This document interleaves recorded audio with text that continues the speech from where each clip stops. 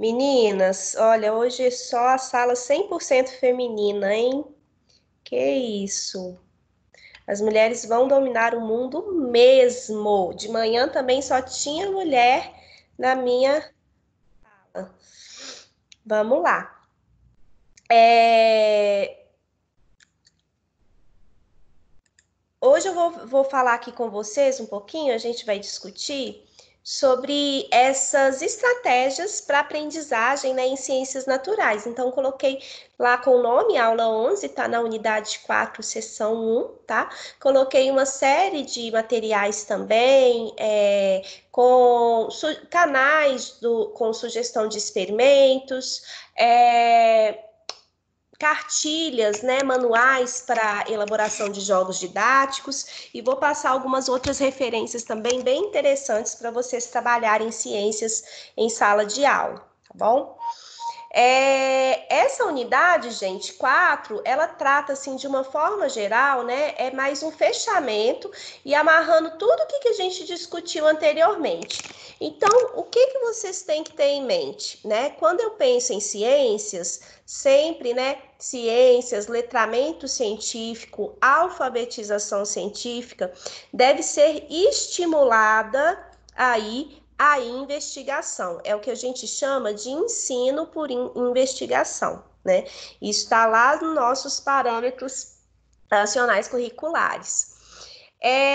Como trabalhar esse ensino por investigação, né? Da forma como vocês desenvolveram o projeto, por exemplo, definir o tema do trabalho, é muito importante, né? O professor colocar ali quais questões são problemas para si e qual problema está associado com a realidade, né, sociocultural daquele aluno. Então, primeiro ponto aqui do ensino investigativo é realmente pensar nesse tema de trabalho, né? E um problema que vai ser ali uma questão, problema, que vai ser o alvo dessa investigação, né? Pensar em coisas que realmente tenham sentido para o aluno, então essa coerência e essa aderência com a sua realidade, mas sempre adequando as possibilidades cognitivas. Vocês já estudaram desenvolvimento humano, essa parte de psicologia do desenvolvimento, a própria biologia, a gente sabe que passa por um processo de maturação, você tem fases no desenvolvimento cognitivo e você vai ajustar aquele processo investigativo de acordo com a faixa etária que você estiver trabalhando, né? É... Então, é importante pensar, né, toda investigação, ela inicia a partir da seleção de um problema. Então, se aquele problema realmente vai mobilizar, vai levar, né, ao processo de construção do conhecimento, vai estimular a aprendizagem, ou se é um problema que está muito distante da realidade daquele aluno e que não vai ter nenhum tipo de mobilização no sentido do protagonismo, né, desse aluno. Então, o ensino por investigação é uma das bases da ciência, né? Outra questão importantíssima, a atividade prática, né? A atividade prática, gente, nós temos diferentes atividades, tá? Diferentes tipos. Atividades demonstrativas, né?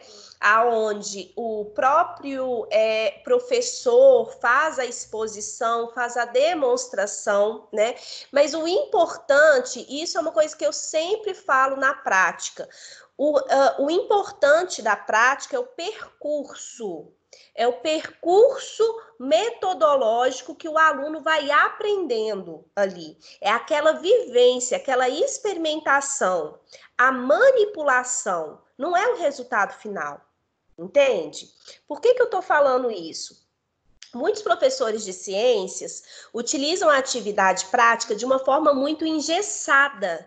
Então, por exemplo, eu vejo casos assim, até na própria faculdade mesmo. Eu trabalho muito com calouro nessas disciplinas básicas de biologia.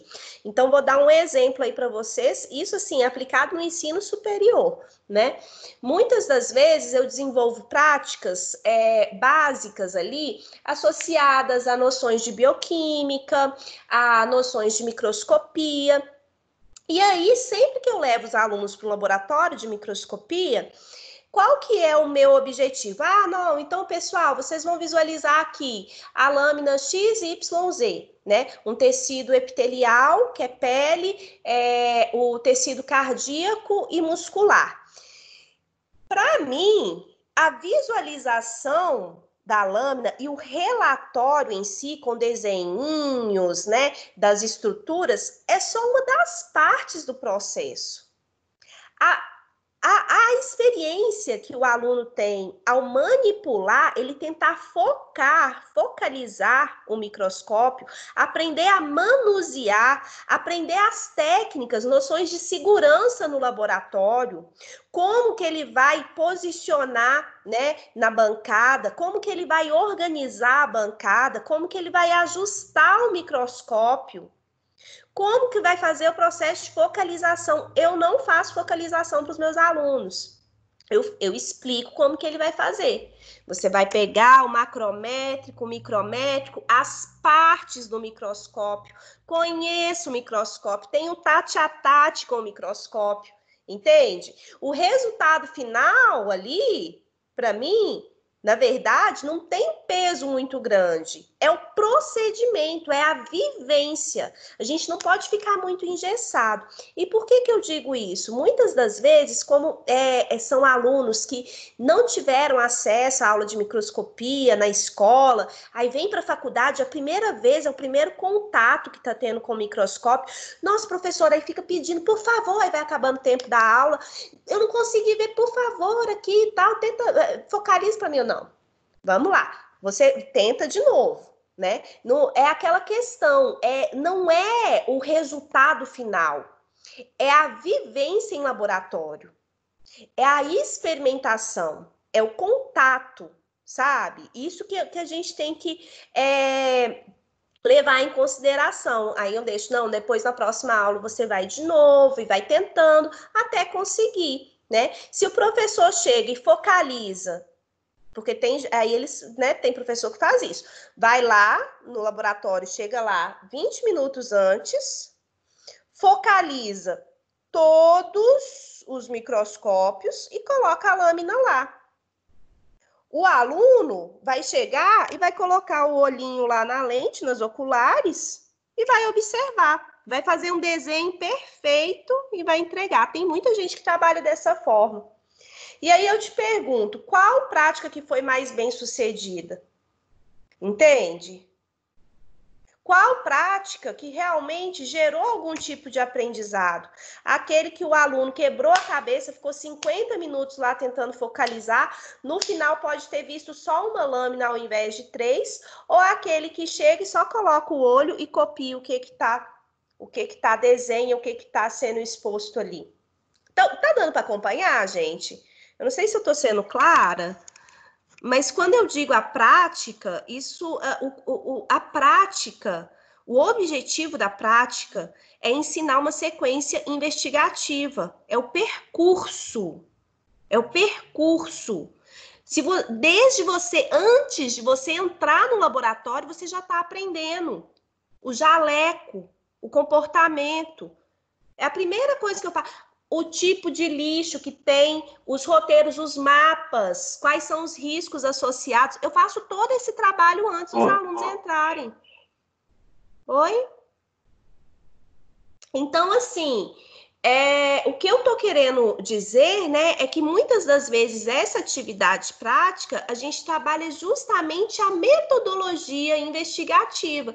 Você mostra as vidrarias, né, mostra o que serve, para que serve cada coisa. Então, quando eu digo assim, atividade prática, o que O que eu espero é realmente um protagonismo do aluno e que, diante das suas dificuldades, das suas limitações, ele faça o seu melhor e não fique seguindo um roteiro engessado, pré-estabelecido, onde a avaliação vai ser se ele fez um desenho bonitinho ou não. Entenderam? Acho que consegui ser clara, pessoal. Esse é meu ponto de vista, Sim. tá? Para mim, atividade prática é isso, é experimentação, né, com foco ali no protagonismo do aluno. Vamos lá.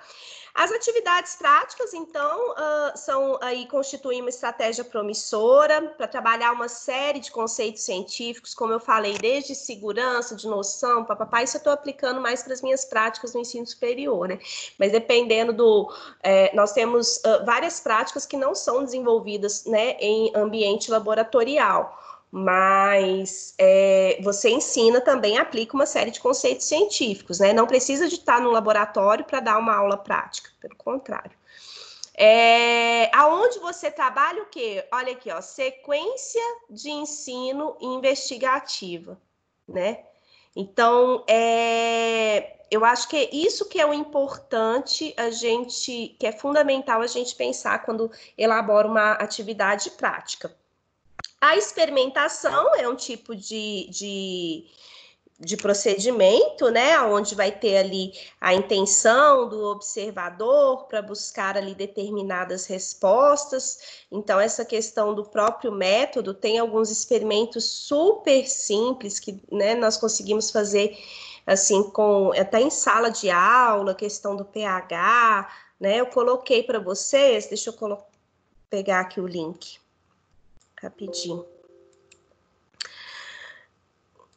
Eu coloquei aqui para vocês, no próprio AVA, tem um link falando um pouco desses experimentos.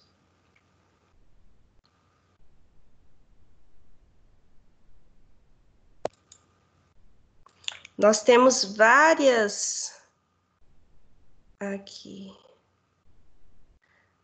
Deixa eu mostrar aqui para vocês. Nós temos vários grupos de pesquisa que desenvolvem, né, materiais para divulgação científica, e é muito interessante. Eu coloquei lá no AVA de vocês esse link Experimentoteca, tá? É um projeto da USP, né, do Laboratório de Ciências, aonde busca ali divulgar materiais que possam ser trabalhados, né, tanto no ensino fundamental quanto no ensino médio, em diferentes áreas, tá? Então, é bem interessante, ó, porque você tem aqui roteiros e kits, né? E aí tem, para cada grande área, né, você tem uma série de experimentos. Vocês estão vendo, gente? Tá dando para acompanhar aí? Tá projetando direitinho? Você tem as áreas, ótimo. Então, por exemplo, né, vai trabalhar a questão de seres vivos. E preciso aqui de alguns experimentos, né, de alguma orientação. Aí tem nesse site, que é do Centro de Divulgação Científica e Cultural da USP. Anota aí, eu acho que é bem interessante vocês saberem dessa referência. Aí você tem tanto a orientação para o professor, quanto a orientação para o aluno, né? Então, como que você vai trabalhar isso em diferentes temas aqui, tá? A questão, por exemplo, aqui de evolução, né? Deixa eu pegar aqui, ó, evolução. Vou pegar um exemplo aqui só para vocês observarem. Olha só que bacana, né? E aí você tem todo um roteirinho com algumas perguntas, né, para estimular essa investigação. É claro que você, ali eu fui, né, de forma aleatória, mas depois você vai ajustando de acordo ali com a turma que você está trabalhando, com o tema, mas é bem interessante, né? Tem muita coisa boa aqui. Falar aqui, por exemplo, questão de camuflagem, mimetismo, né, dos animais, isso daqui nossas crianças adoram, né, falar sobre formato de bico, enfim, então está associado aí com essa adaptação, com processos evolutivos, e aí tem toda essa orientação no site aqui, né, da Experimentotec. Eu coloquei no AVA, e aí eu gostaria que vocês guardassem, né, para o futuro aí, para vocês utilizarem isso em sala de aula. É uma referência muito boa, tá? O grupo de pesquisas lá da USP. Voltando aqui para as estratégias que nós podemos utilizar, né? Então, ali eu dei um exemplo dos roteiros, né? Nós temos aqui, então, os diferentes tipos de atividade prática, que pode ser para verificar uma lei, verificar um fenômeno. Oi? Não tá vendo, não? Testar uma hipótese. Tá dando para ver agora o slide? Aí, então vamos lá. As atividades práticas, e obviamente você vai ajustar de acordo com o perfil da turma e com os recursos que você tem disponível, né?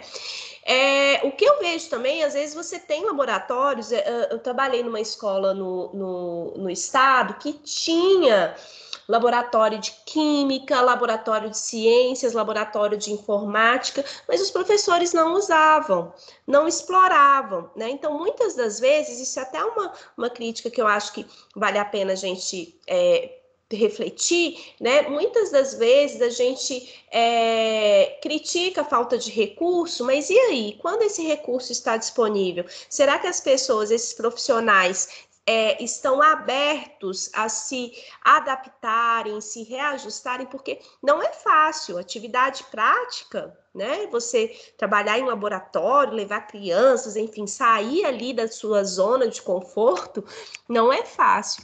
Mas pensar, né, como que você vai explorar da melhor forma possível e fazer um bom planejamento para isso.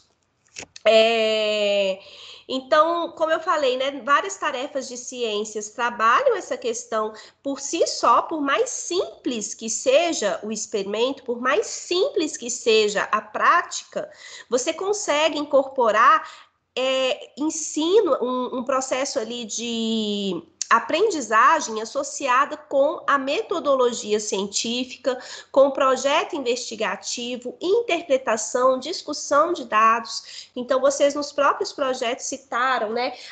Os alunos vão ter um diário de bordo, ou vai ter um caderninho de registro, né? Isso daí é importante, essa organização científica, né? A perspectiva lúdica, né, gente? Não precisa nem te falar, mas eu aqui coloquei para reforçar mais uma vez, é fundamental utilizar, né, essa perspectiva lúdica. Vários pesquisadores mostram como que a ludicidade é motivadora, né? E até do ponto de vista neurofisiológico, né? A gente tem aí que o processo de armazenamento de informações, né? Que a nossa memorização está intimamente associada com a motivação e com as emoções que são despertadas naquele momento. Então, uma vez que você consegue, né, desmistificar a ciência e trazer esses conceitos científicos de forma lúdica, de forma motivante, né, sem ser aquela coisa engessada, só de nomes difíceis, nossa, com certeza você vai ter muito sucesso aí no ensino de ciências, né? Para isso, nós temos, por exemplo, as histórias infantis, né? Eu tinha comentado com vocês dessa do Charles Darwin, ó que bonitinho. Já até encomendei uma para o meu menino, né? Muito legal. Então, você tem, por exemplo, as histórias infantis, né? Para ensino de ciências. Eu coloquei aqui, então, tanto o Maurício de Souza aí, com a turma da Mônica, tem vários, essa parte de ciências e energia, né? E para cada uma das unidades temáticas da BNCC, você tem aqui um volume, né? Eu coloquei esse da evolução, que eu acho particularmente interessante, também o Antônio tinha falado sobre isso, né? Como trabalhar, então, pegar esses materiais que a gente já tem disponível. Além dos quadrinhos, né? Além dos quadrinhos, as tirinhas, que são muito importantes. Então, eu coloquei aqui algumas, né? Eu sempre colocava na minha prova de ciências, e coloco até hoje nas provas de biologia, uma chargezinha, né, uma tirinha associada aí com esse ensino de ciências. Aqui eu coloquei, olha só que bacana essa. Quer ouvir uma piada suja e pesada? Um elefante caiu na lama, tá? Essa é antiga. Não, não, eu ia falar que um ser humano produz cerca de 40 toneladas de lixo em sua vida. Isso é sujo e pesado, mas não é piada. Foi mal. Então, ó, você, né, a partir ali do quarto ano, no quinto ano, você consegue trabalhar bastante nessa questão dessas noções aí de sustentabilidade. O outro aqui é um vírus tipo A. Ele acaba de advertir que a vacina não deve interferir nos planos dele. Associado com a questão da mutação. Isso daqui eu achei interessante, né? Porque um dos grandes desafios associados com as partículas virais é justamente o desenvolvimento de novos tratamentos e vacinas, justamente o elevado nível de mutação, né? Então, pega um tema aqui complexo também, que é mutação gênica de vírus, né? E coloca de uma forma bem legal. E essa daqui eu coloquei porque eu estava dando aula sobre isso essa semana, gente. Estava dando aula sobre ácidos nucleicos. O que é ácido nucleico? DNA, tá? Essa daqui já é um pouco mais complexa para as crianças, não dá não, mas para vocês, ó. Mafalda, às vezes eu me pergunto, qual o sentido da vida? É na direção 5 para 3, Felipe. 5 para 3, né? Eu falei até com meus alunos essa semana isso. O sentido de formação da fita do DNA, né? Então, você tem várias tirinhas aqui, só alguns exemplos, né? Que você tem várias tirinhas, vários quadrinhos. Isso tem sido uma estratégia que desperta atenção, trabalha com aquela questão da criticidade. Então, peraí, tem uma ambiguidade aqui, né? Qual tipo? Você consegue trabalhar, inclusive, de forma interdisciplinar, né, com outros conteúdos ali, associado com português, por exemplo. Então, tirinha é muito rica nesse sentido. Eu coloquei aqui mais uma referência que eu vou projetar aqui para vocês. Esse daqui é um acervo. Olha, minha aula hoje vai ser cheia de dicas, gente. É basicamente isso. Não tô conseguindo selecionar o link aqui, peraí.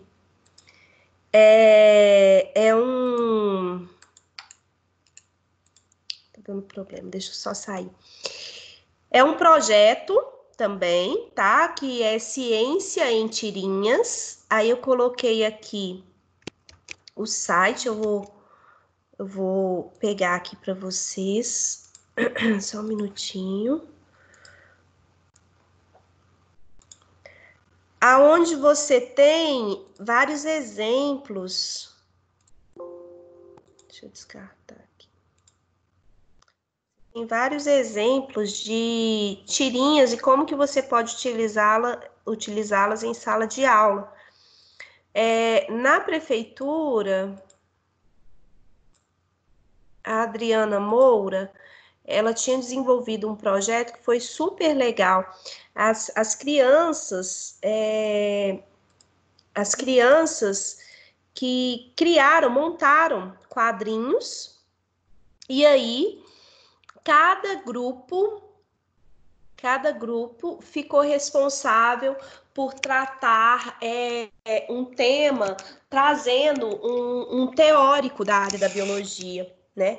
E de outras áreas também, enfim. Então, teve um grupo que fez as tirinhas sobre Newton, falando de um pouquinho de física, o outro fez de Darwin. Então, assim, super interessante essa iniciativa, colocar também as crianças para produzirem tirinhas, né? Não sei se alguém já chegou a trabalhar nesse sentido nas escolas. Alguém já fez algo parecido, colocar para as crianças para produzirem tirinha ou quadrinhos, né? Eu acho que que é algo bem interessante. Esse site, gente, é da FAPESP, né? Então, é a Fundação de Amparo à Pesquisa de São Paulo, e tem aqui fala um pouco sobre a importância aqui das tirinhas e como que elas têm sido incorporadas para divulgar ciência, né? Então, aqui, por exemplo, a ameba passa para lá, passa para o paramécio, que dribla a espiroqueta e chuta.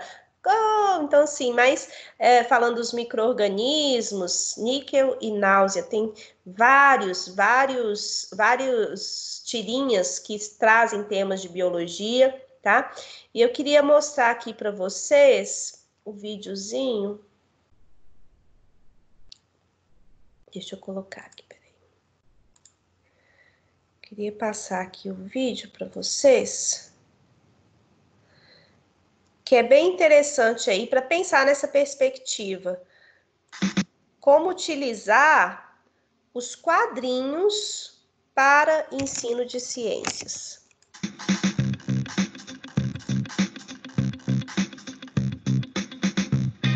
As histórias em quadrinhos surgiram no final do século XIX, mas nas últimas décadas, elas criaram uma relação intensa com a ciência. A linguagem das HQs, sintética e envolvente, vem sendo utilizada para jovens como ferramenta pedagógica e também na divulgação científica de pesquisas acadêmicas. Conheça nossas 5 dicas de quadrinhos científicos. 1.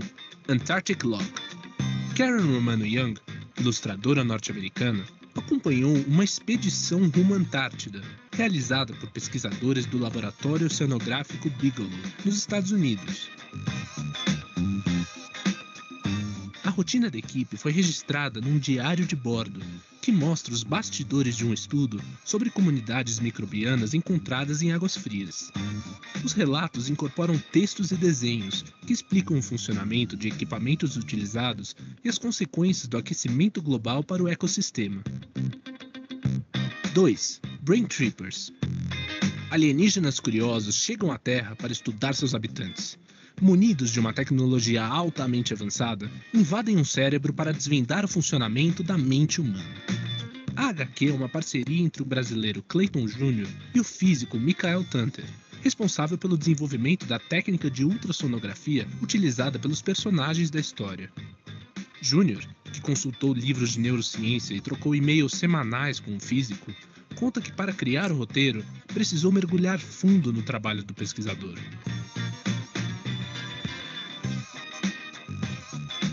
3. Cartoon Abstracts.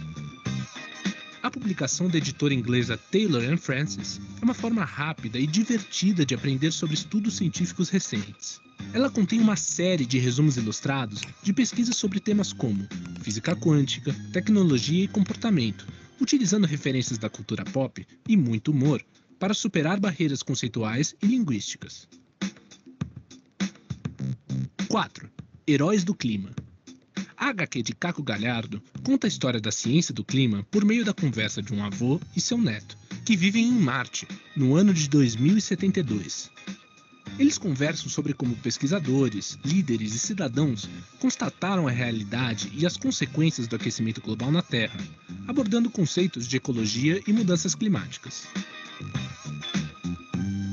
O primeiro lançamento da HQ foi na Conferência sobre Mudanças Climáticas da ONU, em dezembro de 2014, onde foi distribuída para diversos líderes mundiais. 5. Os braços de Nildo e Rony.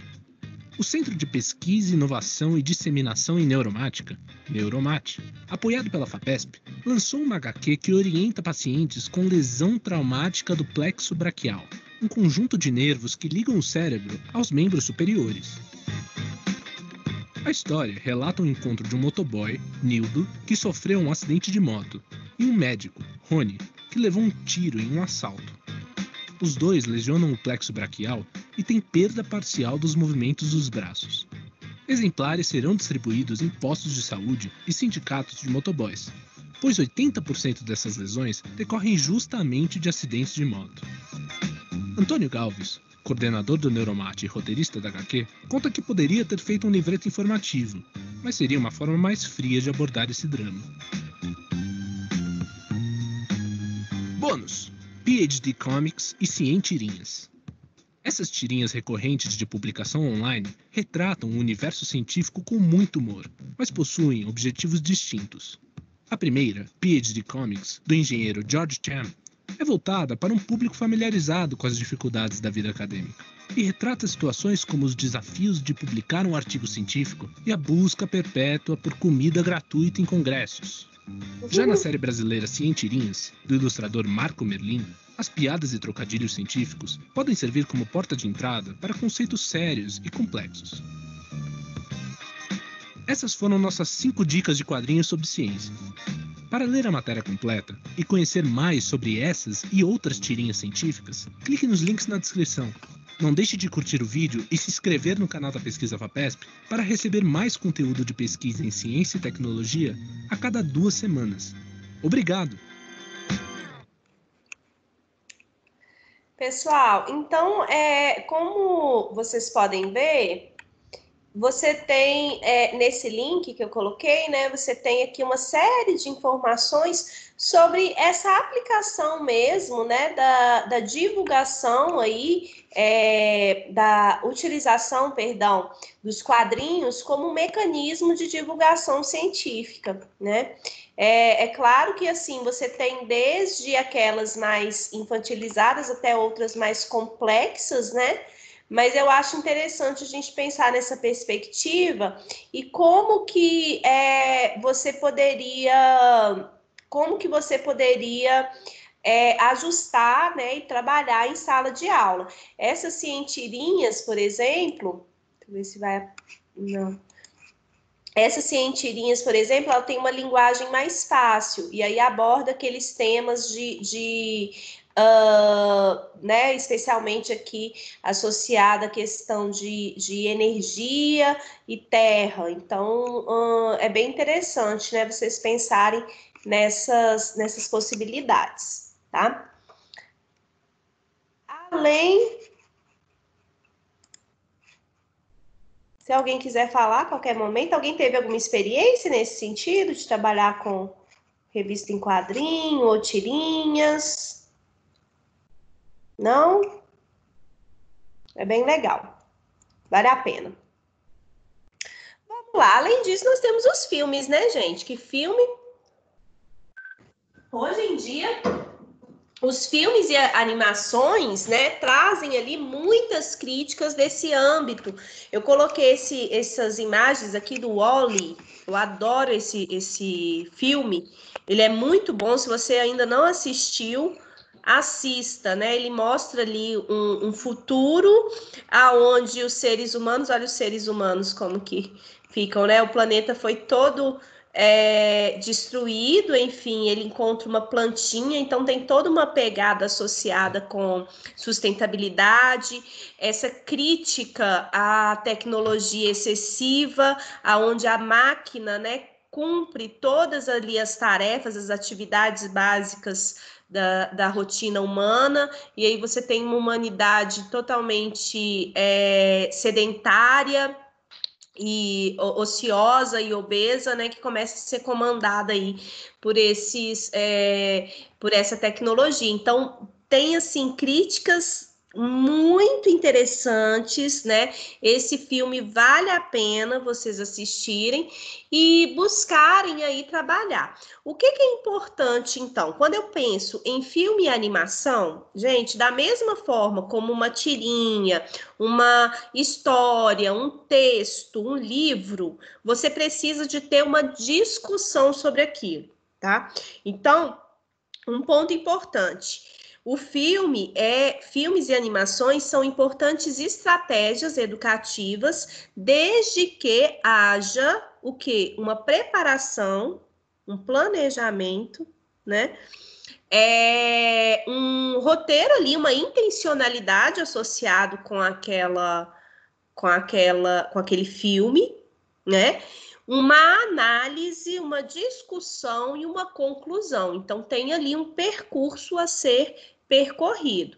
Eu digo isso porque não adianta você simplesmente passar o vídeo, né, sem chamar a atenção para os pontos ali principais para agregar a sua aula.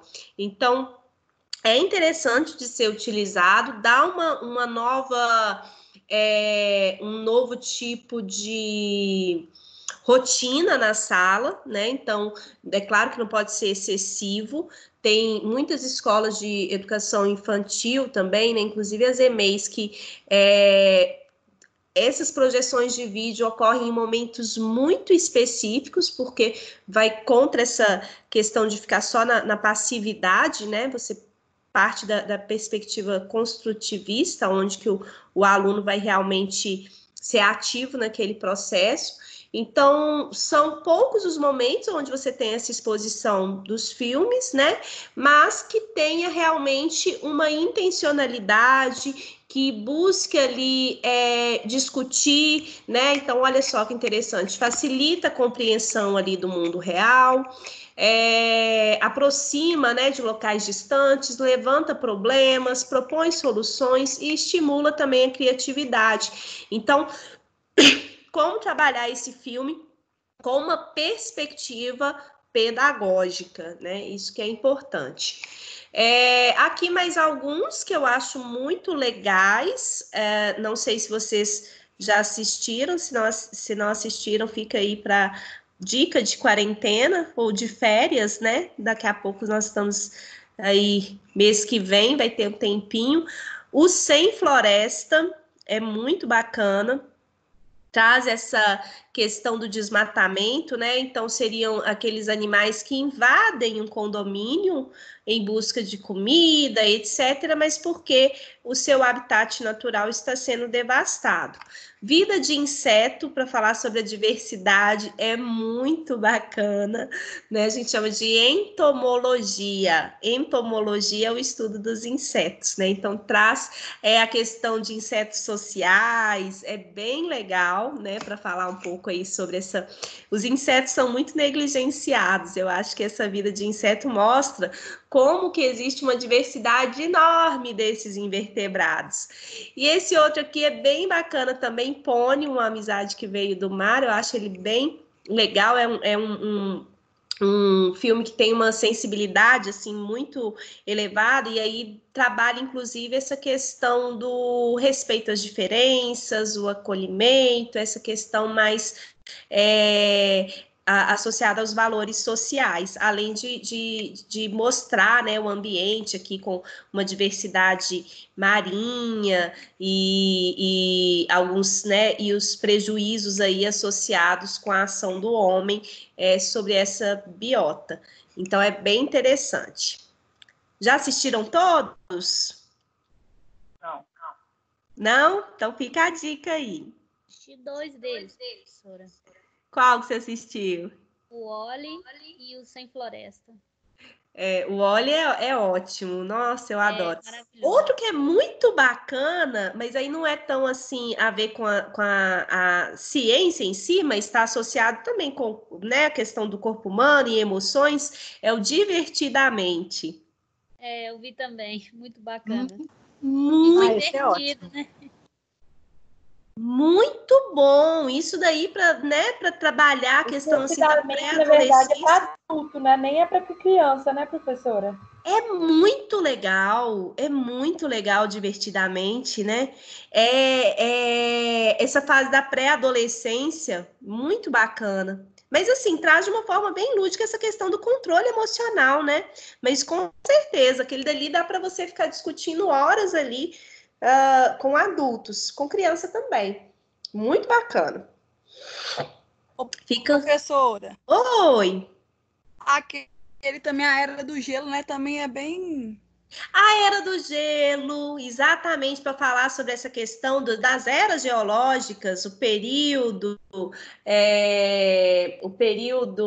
glacial, interglacial, porque a Era do Gelo é interessante que tem vários, né? Tem vários filmes e aí, inclusive, tem um deles que é no degelo, não é? Que eles vão saindo para tudo. Global, tem outro que fala sobre o fim do mundo, né? O 5, o Big Bang. É muito bacana mesmo.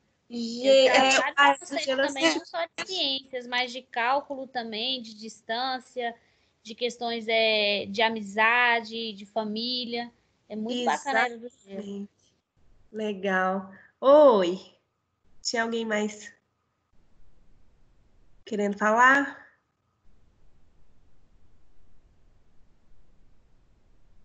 Não? É isso aí. Então, usar como estratégia, né, gente? Eu acho que isso que é bacana, a gente pensar fora da caixinha aí. Jogos didáticos, então, ótima opção. Eu coloquei mais uma referência ali, o link tá no outro. Mas o jogo é. Olha que bacana esse trecho. O jogo é um fenômeno antropológico que se deve considerar no estudo do ser humano. Todo ser humano gosta de jogar, né? Independente da idade. Eu adoro jogos. É uma constante em todas as civilizações, então o jogo está presente ali desde os primórdios, né, da humanidade, sempre associado ali à cultura dos povos, né? À sua história, ao mágico, ao sagrado, ao amor, à arte, à língua, à literatura, aos costumes, à guerra. Jogo, né, é altamente educativo. O jogo serviu de vínculo entre povos. É um facilitador da comunicação entre os seres humanos. Muito bonito, eu achei esse trecho aqui maravilhoso, né, do artigo do Múrcia, queria trazer aqui para vocês.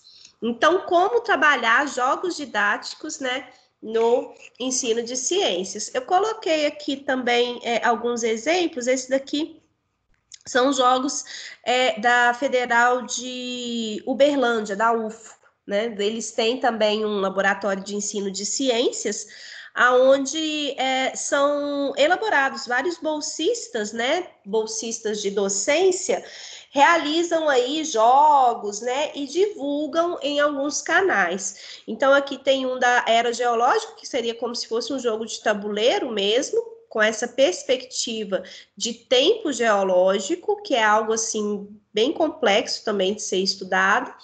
E aqui um outro exemplo sobre os seres vivos, né? Deixa eu colocar aqui, eu coloquei 2 links para vocês para mostrar. Espera aí, que agora eu vou ter que projetar aqui de novo. Vamos lá. Aqui eu coloquei esse link, esse acesso, né? Aonde você tem educação pública, revista, né? Trabalha aqui com essa divulgação científica, então vocês podem observar que são todos, né, associados à universidade, e tem aqui exemplos de jogos que foram produzidos, né? Então, nesse caso aqui foi pelo curso de licenciatura em Ciências Naturais da Federal Fluminense, né? Lá no Rio. Mas olha só, foram produzidos 19 jogos didáticos para o ensino fundamental, buscando aí essa questão da utilização do lúdico no ensino de ciências. E aí tem uma série de exemplos aqui. Eu achei bacana, eu acho que vocês podem, depois, de acordo com a área do conhecimento aqui, vocês podem ir explorando aqui esse material e ajustar, né, para a sua prática pedagógica mesmo.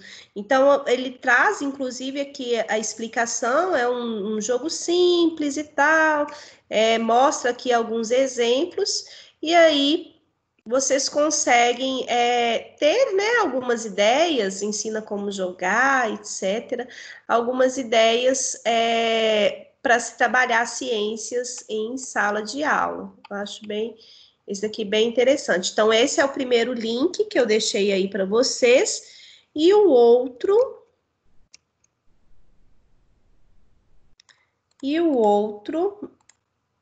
tá aqui, peraí.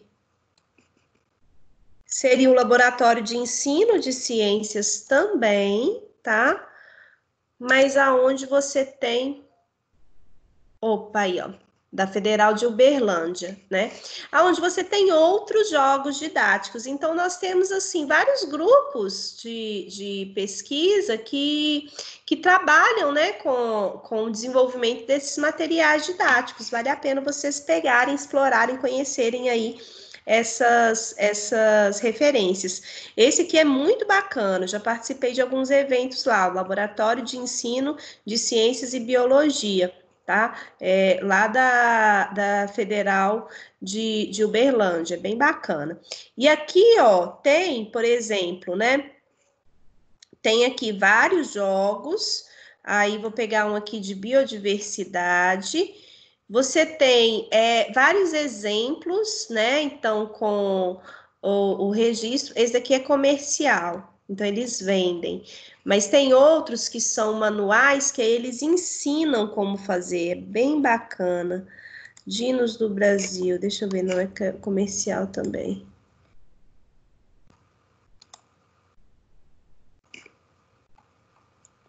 Aqui, ó. Por exemplo, né? Esse aqui, Memórias de uma Planta, para trabalhar botânica. O jogo tem o objetivo trabalhar aqui o universo da botânica. Para iniciar, as cartas maiores devem ser embaralhadas. Então, vai explicando, né? Tem um passo a passo aqui para a construção desses jogos didáticos. Fica aí a dica, é bem bacana, né? Eles têm, olha só, além dos jogos didáticos, tem indicação de CDs, DVDs, livros, modelos didáticos, aqueles modelos que nós utilizamos com aquelas peças, né? Deixa eu ver, não tá dando... Não deu, mas modelos, né, que podem ser utilizados aí para ensinar ciências, tem muita coisa bacana aqui, tá? Então, vale a pena também vocês olharem. Deixa eu voltar.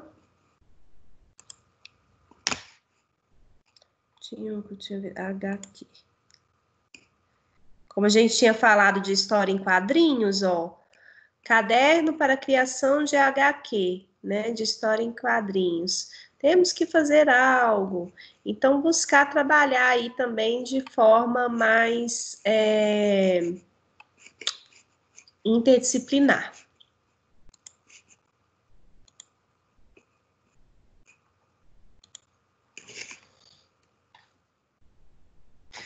Nós temos ainda as visitas de campo, né, pessoal? Importantíssimas aí de serem estimuladas. Aqui em Belo Horizonte nós temos, assim, vários locais, né? E quando eu falo visita de campo, vai desde dessa visita, essas aulas, né?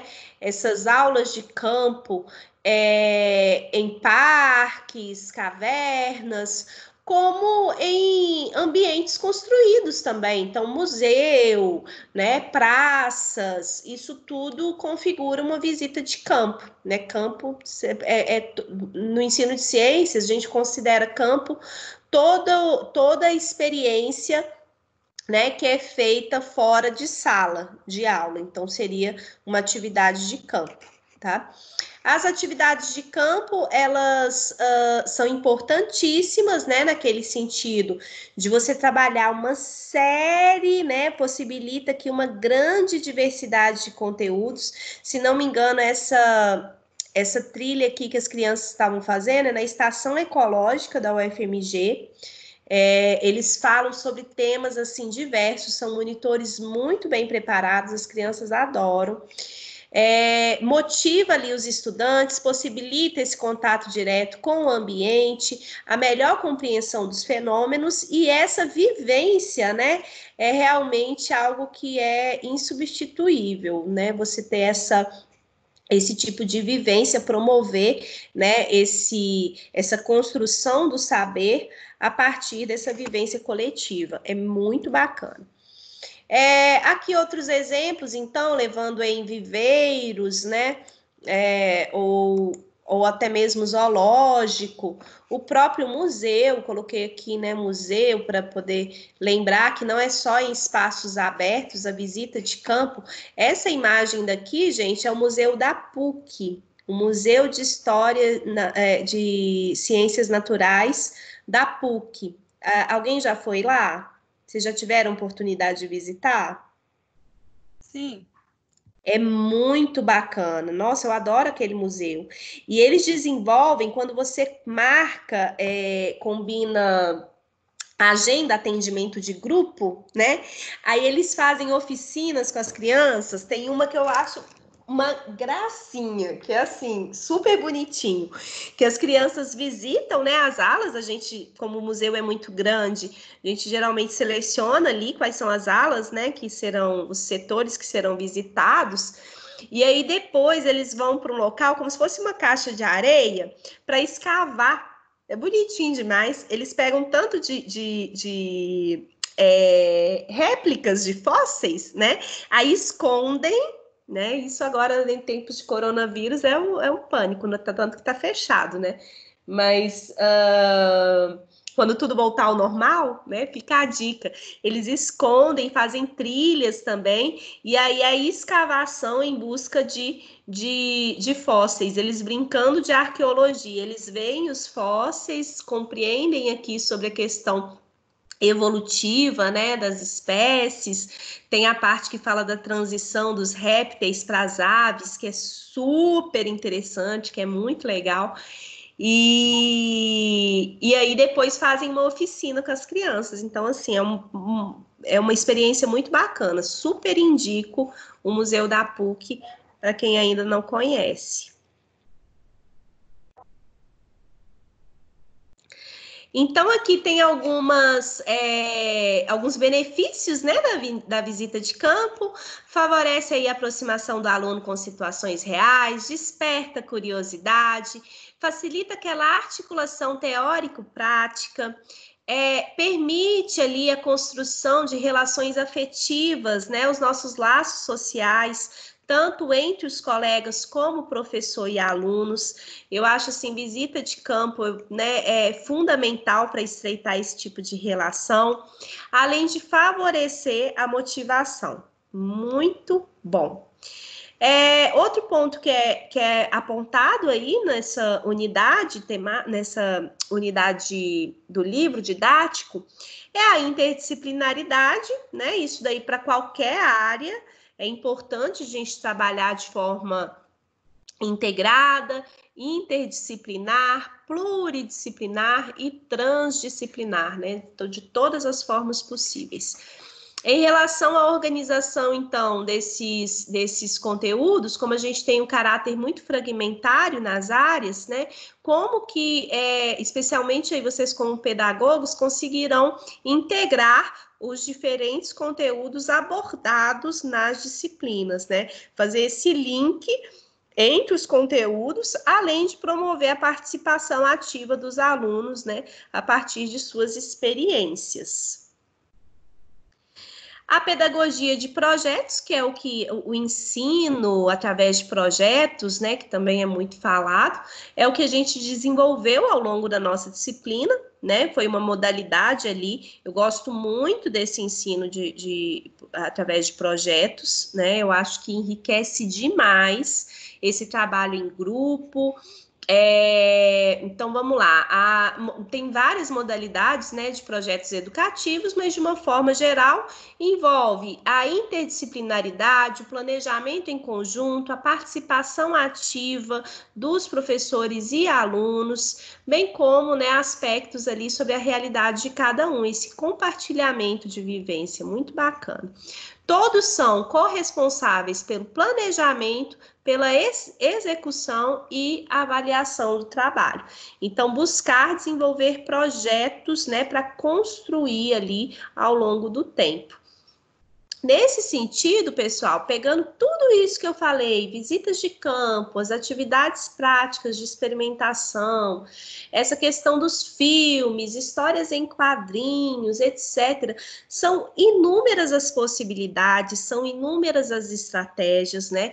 O professor, ele precisa muito desse feeling, né? De ter esse feeling para fazer uma melhor leitura da turma. né? Então, ter realmente esse contato com os alunos para ler a realidade do aluno e ajustar a sua didática para que realmente seja efetiva, né? Construir algo em conjunto. Então, isso que é importante. Não tem receita de bolo, na verdade é a prática mesmo, como muitas de vocês já estão nas escolas, vocês sabem, né, que a dinâmica escolar, o batidão não é fácil, cada turma é de um jeito, cada aluno é de um jeito, e tem estratégia que você utiliza em um local e que não dá certo em outro, ou em outro momento.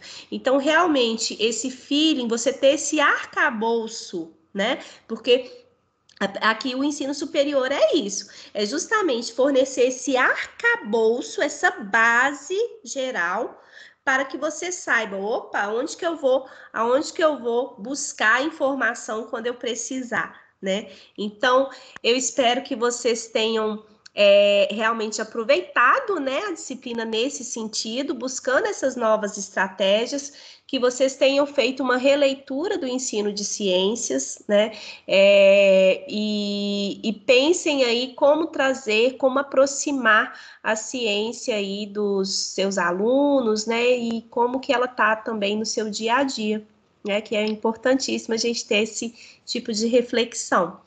Então, só para fechar aqui, ó, na primeira infância, as crianças se mostram muito curiosas e estão cheias de perguntas para tentar compreender e explicar o mundo ao seu redor. É necessário que todo esse entusiasmo seja aproveitado pelos professores e se torne o eixo condutor dos processos de aprendizagem.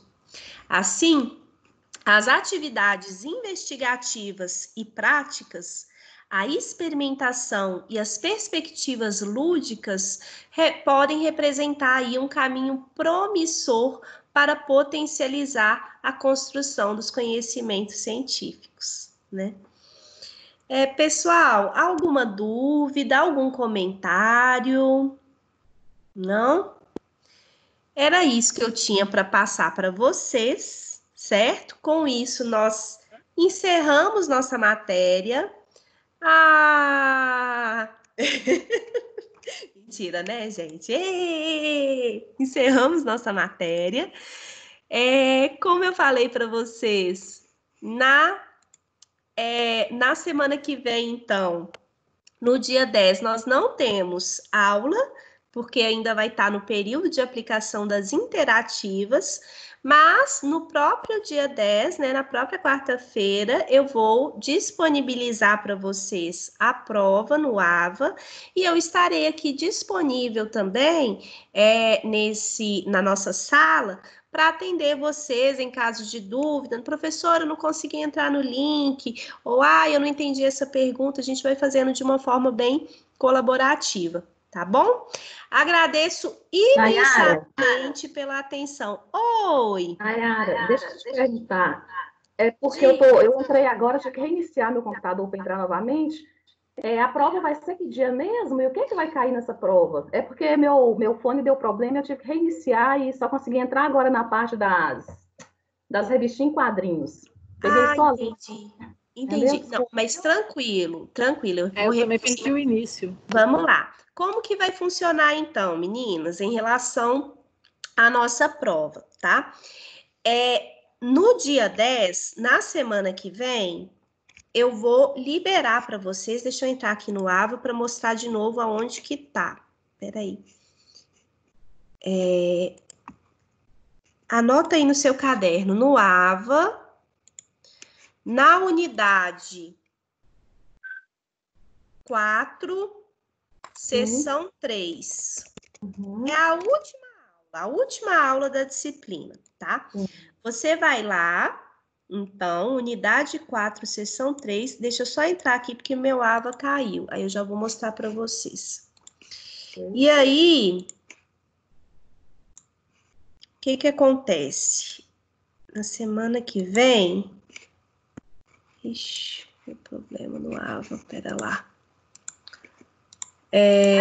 Durabilidade de tempo? É isso que eu vou explicar aqui agora. Ó, tá. Vamos aos pouquinhos. Olha só, você vai acessar aqui, aprendizagem das ciências. Vai aqui na unidade 4, seção 3, certo? Aí eu já coloquei aqui a orientação. Vai aparecer aqui, ó. Oficial 2, tá vendo? Então, é nesse link aqui que eu vou atualizar, tá? Nesta aba que eu vou atualizar o formulário. Você vai clicar aqui no Oficial 2, aí tem as informações, olha só. Vai ser aplicado em formato virtual, né, pelo questionário, que estará disponível durante o período de 10 de junho, eu tenho que corrigir isso, é 10 de junho, então na quarta-feira da semana que vem eu vou liberar o questionário da prova e vou fechar no dia 17, tá? Okay. Ou seja, vai ficar uma semana aberto o questionário para vocês responderem. Qual que é o detalhe? Será permitida apenas uma tentativa por aluno. Ou seja, vamos supor, professora, eu já fiz minhas provas interativas, porque dia 10 é dia de prova interativa ainda, né? Mas vamos supor, eu não tenho mais prova interativa, já fiz e quero fazer a prova no dia 10. Uma vez que você tenha linkado que você começou a prova, você tem que concluí-la, certo? Não pode deixar, vou fazer aqui uma parte, amanhã eu faço outra. Não. Então, uma vez que você abrir o formulário, você responde todas as questões e submete. Então, isso que eu queria atentar a vocês. Vai ficar aberto durante uma semana, mas ao longo dessa semana, por que a gente está fazendo isso? Por causa da questão também da internet, flexibilização, né, para vocês terem um tempo maior. Mas ao longo dessa semana, quando você sentar para fazer a prova, conclui ela, manda, tá? Para não ter erro, certinho? É só uma tentativa por aluno. Sim, beleza. Outra coisa, mas eu queria te perguntar o seguinte, por exemplo, eu iniciei 7 da noite, eu tenho um período para terminar ou, por exemplo, posso ficar de 7 a 8 até 9, independente, o importante é finalizar no dia que eu abrir, que eu iniciar. Agora sim, se você deixar aberto o questionário, corre o risco de dar alguma oscilação na sua internet e fechar, né? Então, assim, vamos colocar, a prova é curta, na verdade, mas não deixar o formulário aberto. Porque se você deixar esse formulário aberto, não vou aqui almoçar, fazer alguma coisa e volto. Se sua internet cair, vai fechar e vai mandar só com aquelas respostas que você tinha concluído até o momento. Por isso que o ideal é 1h30. Vocês não vão demorar mais que isso para responder, não, que serão questões fechadas, um questionário fechado. Então, em torno de 1h30, 2 horas, mas eu não coloquei limite dessa vez assim, não, tá? Entendi, isso que eu queria saber, não. E em relação ao conteúdo, é o que você nos explicou ou... Tudo, aí é da disciplina inteira. O segundo, né, bimestre. Exatamente, é do semestre, mas bem focado nessas nossas discussões em sala de aula. Eu vou colocar também uma questão aberta, né, mais discursiva aí para vocês explorarem melhor, mas assim, é tudo que a gente trabalhou até o momento, né, ao longo da disciplina. Nayara, muito obrigada, viu? Obrigadão mesmo por você ter essa paciência de explicar novamente, porque meu computador, igual eu expliquei, né? De todo jeito, brigadão mesmo, viu? Não, imagina, estou à disposição. Mais alguém, gente? Deu para acompanhar? Ficou claro para todo mundo? Maravilha, então. Que bom, gente. Muito obrigada pela atenção. Não me tira do seu coração. Não, pode deixar, Marina. Você tá sempre comigo. Eu falei também que eu passei pro Antônio os trabalhos de vocês para publicar no blog. Depois eu divulgo. O blog tá super bonitinho, o blog do curso. Estão de parabéns, tá? E depois eu mando também para os líderes, né? Para vocês verem lá os trabalhos. Tá bem legal. Estamos de parabéns, tá? Muito bacana. E é isso aí, gente.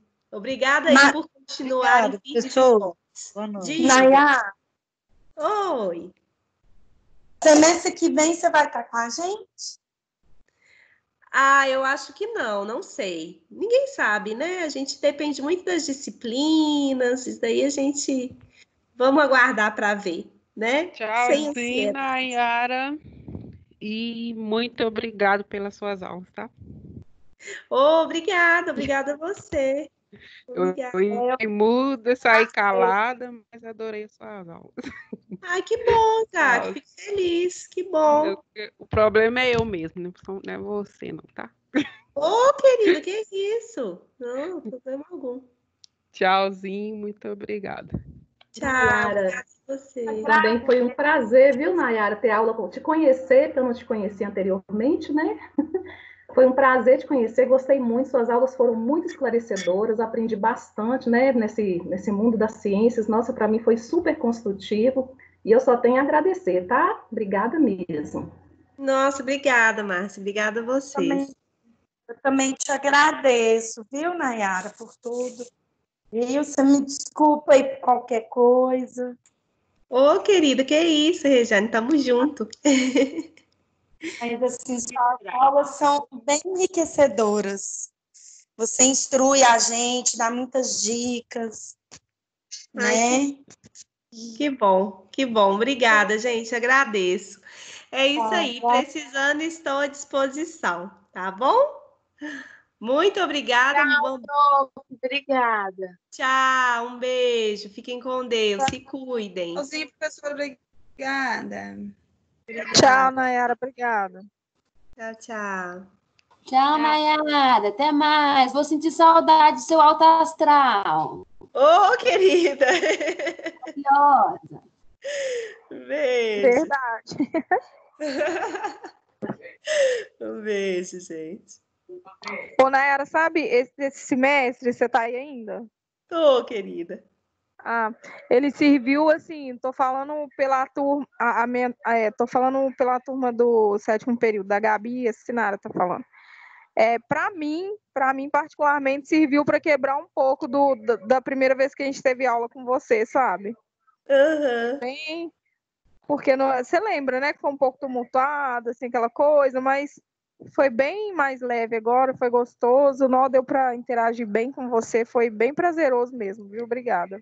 Ai, que bom. Eu que agradeço, tá? Obrigada, gente. E é isso Tchau. aí. Obrigada pela sinceridade. Abraço.